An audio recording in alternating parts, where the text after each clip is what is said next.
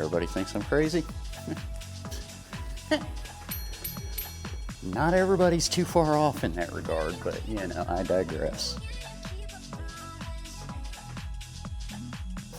This vehicle evidently had been a company truck in its former life, had numbers all over it and logos.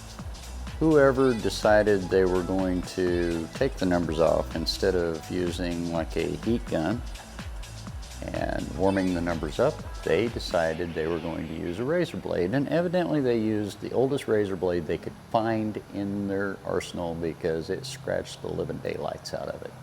So what we're going to do is, since it's already scratched, we might as well scratch it some more. So I got my little, I'll start out. Most people on YouTube land to be like, oh my goodness, what are you doing that for? Well, I'll start out with 1,000 grit and I'll wind up with 3,000 grit. You tell me after I'm done. Now, if you've never done this before, do not try this at home. This is not something that is for the faint of heart, and it's not something that your average everyday guy that says he's seen a buffer should be doing. It's only for those who might have run buffers for a little while. You actually want to keep your moisture there. That way you're not just, yeah, you're sanding the scratches, but you're also keeping moisture to where you're not just taking out the clear coat in a very rough fashion. You will be lowering your clear coat, obviously. And we'll switch over and go with 2,000. Across that area. You don't want to get, angry groundhog on it. Pretty much just want to slow and steady and even. Final step will be some 3,000. Go across, smooth.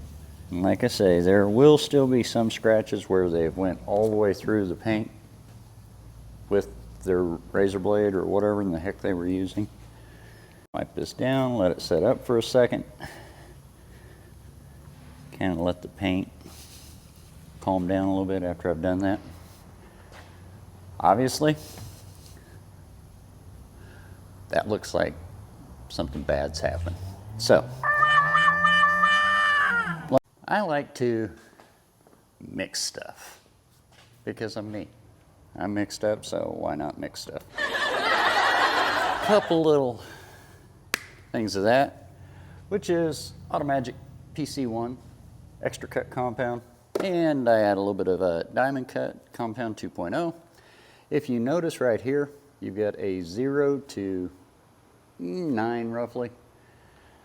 That, anytime the arrow is up to here, definitely don't try this at home. So, I may have a, yep, new bottle. You always want to find out if you get the little oil thing in there first. Otherwise, you'll look goofy. The buffer up on about, number 3, which would be around 1,500 RPM on this buffer.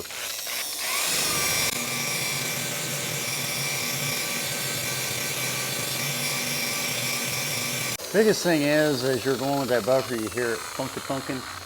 That's as you're developing the heat, because what that's doing is allowing the paint to flow back in and kind of take out the scratches a little bit easier. So I'm going to finish making a little bit more noise, and then we'll wipe it down and show it to you before I throw any polish on there.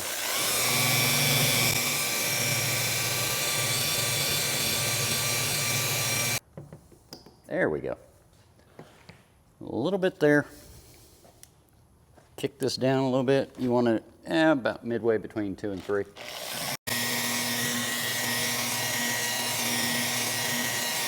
And if you'll want to zoom in here on that, and you can actually see where those horrendous little scratches were mid-center. I can see myself now. Yes, it's actually a reflection. If